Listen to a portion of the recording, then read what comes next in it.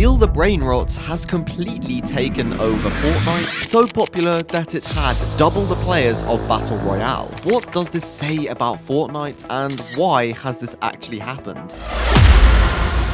Well, today I will be covering these questions, as this could be a problem for Fortnite. But before we get into the video, I'm going to be gifting 5 subscribers once we hit 70,000 subscribers on the channel. Simply leave a like, subscribe, and comment your Epic Games ID in the comments below. But that said, let's get into the video. In July this year, a Steal The Brainrot map was added into Fortnite, with the idea for it to be kind of like a tycoon-based map, which already is quite a good start, because for the last year or so, tycoons have been very popular. But what makes this map different? How can a map be that good that it completely takes over Fortnite's very own game modes? There have to be a few reasons for this and why this happened, so today in this video I'll be covering a detailed video on where the success started, the exact reasons it's so popular, and also whether this is a good thing or a bad thing for Fortnite. The term brain rot originally came from this AI meme concept on TikTok and Instagram, where strange Italian creatures spawned on the screen, which slowly transitioned into Fortnite maps. But Steal The Brainrot wasn't actually originally an idea from a Fortnite creator. Instead, it began with a different game, and this was Roblox. This is where it really started, because Roblox Steal a Brainrot made the Brainrot characters integral to gameplay, and Fortnite's map pretty much copied this concept. With Roblox's recent success with the overall game becoming the biggest game in the world, even bigger than Fortnite and Minecraft, 2 big games were released to start this trend. One being Steal a Brainrot, and the other Grow a Garden. Both very similar formats to tycoons, but with one major difference. You can literally steal people's stuff. In Fortnite's Steal The Brainrot, the core loop is almost identical, but transplanted into Fortnite Creative. I mean, the island description says, steal brainrot from other players, buy brainrot to generate cash, earn money offline, rebirth to gain perks. And this is why Steal The Brainrot is so successful. Stealing things and bettering your own prizes and loot creates a compelling competitive mode without having to build or edit. Because the reality is, the mechanics in Fortnite of building and editing is exactly what stopped people from playing the game. So not only is this avoiding that, but it's also bringing players from the Roblox community, and maybe even bringing back OG players who quit back in the day. And the appeal stems from building an empire of brainrots. The combination of progressing at something along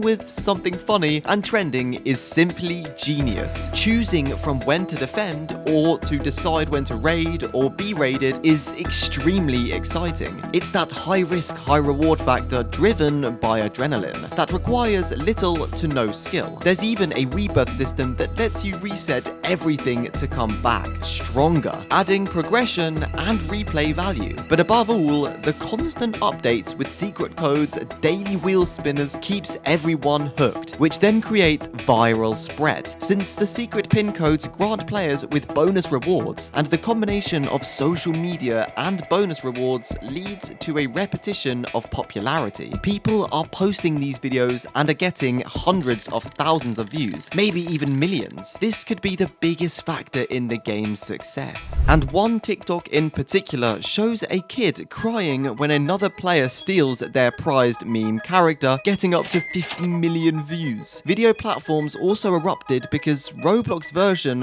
focused on walkthroughs of the game, while Fortnite focused on obviously code reveals, memes about admin abuse, and no brain rot zones on Twitter and Reddit. Therefore, these games didn't just go viral on the gaming charts, but they also became a big part of pop culture for the younger generation. Simply because a system that is coated in meme-powered addictive loops that seems to be constantly evolving with updates to the point where Fortnite themselves are promoting it. And also, the map just has much more of a casual feel, so that the players can focus on gameplay and secret codes without spending a single dollar, which is really important, as there's not really been much backlash about the Steal The Brainrot, and people people spending money. The only thing that I can think about is that players could be salty that it's taking over Battle Royale without much strong reasoning against it. But to me, the craziest thing about all of this is that Roblox's version of the game was hitting 1.5 million active players. Do you guys understand how insane that is? And to make things even more insane, it eventually reached a peak concurrency of 21.46 million players, a record for Roblox, and now has over 20 billion total visits. And while all of these numbers and statistics might sound good for both games, I seriously think that this is a problem and is going to slowly kill Fortnite in particular. And no, that isn't an exaggeration. Take a look at the player count this season. It's been terrible. So bad that a random map about brainrot has overtaken it, which is a seriously huge problem. This tells us that Battle Royale isn't as good as it should be. Now, some of you might love Battle Royale right now, but for me, it hasn't been the same since Chapter 5 Season 4. It feels like the storyline has been left in the dark. Nothing is progressing there at all. Literally, we don't have any story quests or voice lines, and that's just the beginning.